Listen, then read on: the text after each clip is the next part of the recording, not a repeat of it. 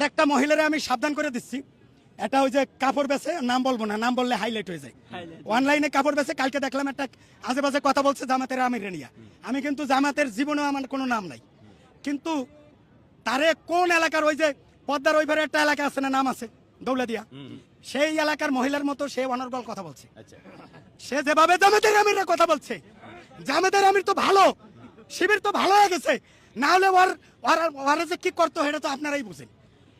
আচ্ছা এখন এটা কতটুকু মানে ওই যেভাবে এই তুই 5ই আগস্টের আগে তুই কইছিলি, তুই যে কইলি যে তাদের নিবন্ধন বাতিল চাই, আমি তো তোর বিয়ে বাতিল চাই।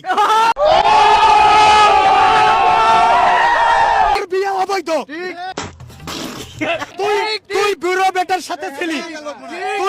সাথে ছিলি, তার টাকা পয়সা লুটে খালি।